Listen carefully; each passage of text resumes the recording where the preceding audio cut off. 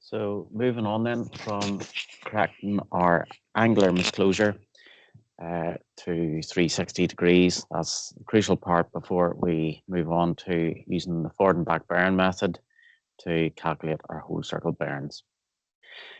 With regards to forward and back bearings, whole circle bearings are always in the range of 0 to 360 degrees for a four-sided shape. Okay. Any shape. Bearings are always in the range of 0 to 360. That is the range of degrees, minutes, and seconds. 360, 0, 0, 0, 0. Sometimes there may be an example, such as in the example that I'm doing in this video, where that becomes unclear, and we'll show how to clear that up. In previous teaching, there's a distinct relationship between the whole circle bearing and the reduced bearing in each of the four quadrants of a circle. However, the whole circle bearing of each line or leg of the traverse must be obtained before the reduced bearing can be calculated. So the whole circle bearing is always calculated for the reduced bearing. And this is achieved using the back bearing method. To convert forward bearings to back bearings, this is the golden rule here. If 180 degrees can be subtracted from the forward bearing, it is subtracted. Otherwise, 180 degrees is added to the forward bearing. Okay. And we're moving on from the same example that we used before, and I've shown a diagram of this where we can see the internal angles that we have corrected to correct the angular misclosure of our survey to 360 degrees. So those four internal angles are shown, and we're working from an AB line here, which the whole circle bearing from north, calculated clockwise, is 136 degrees, 24 minutes, and 00 seconds. Now, in your coursework, you've been given an individual whole circle bearing, and you'll move forward with your internal angles.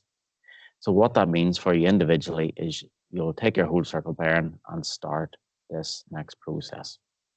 Now, this looks very daunting here, but it's a very simple, repetitive process.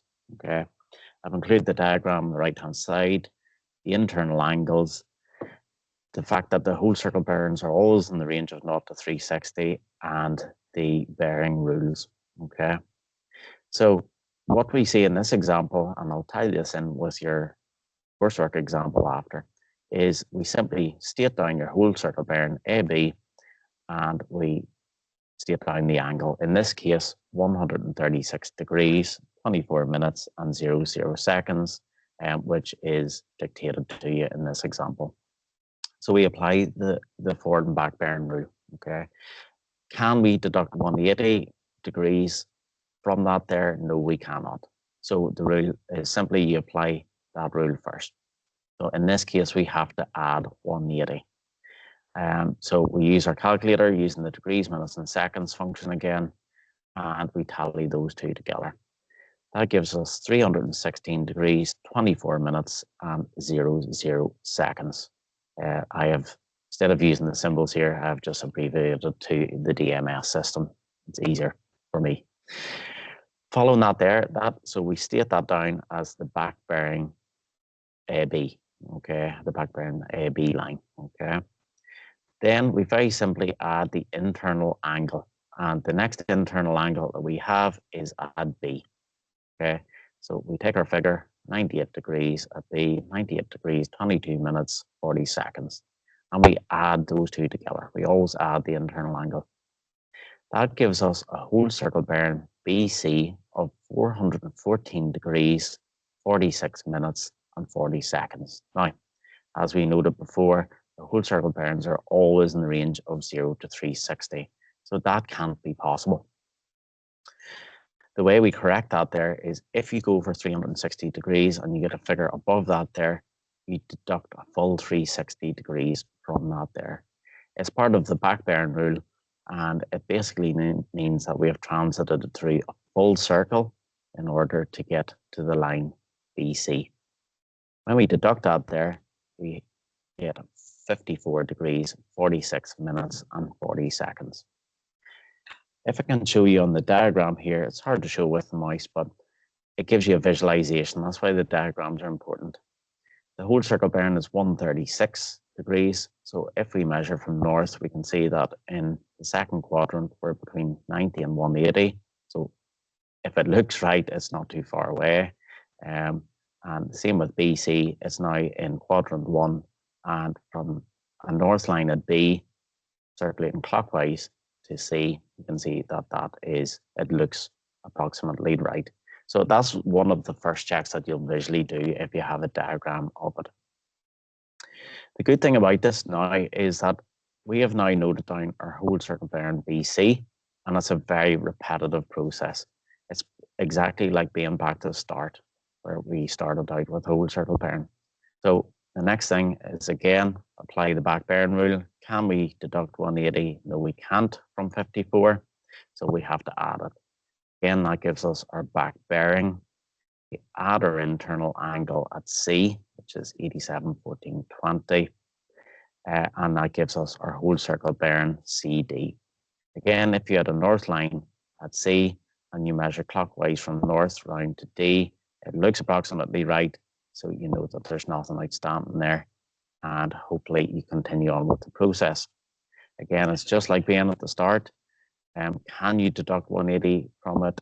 Yes, we can deduct 180 from 322.0100. That gives us our back bearing DC. We follow the process again, add your internal angle at D, and that gives us a whole circle bearing from D to A of 229. If you had a north arrow at D and circulated round clockwise, DA, that looks approximately right. Again, it's like being at the start. We apply the back bearing rule. Can we deduct 180? Yes, we can, and that gives us 49 degrees, 35 minutes and 30 seconds, our back bearing angle.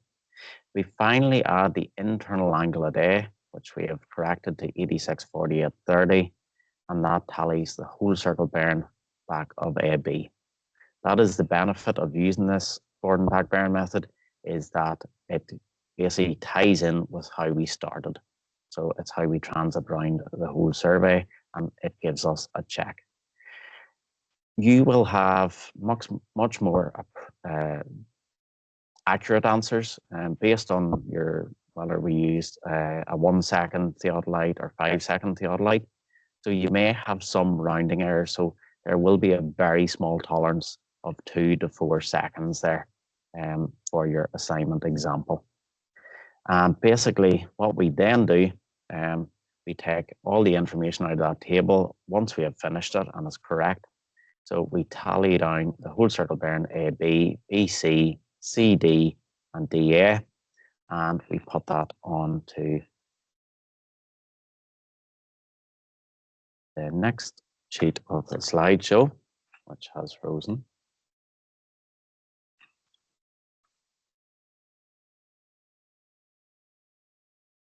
So sorry about that.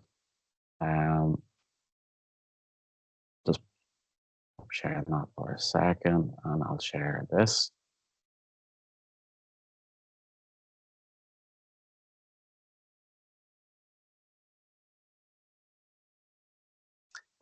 But basically, we tally that down, and we note down your whole circle bearings as so.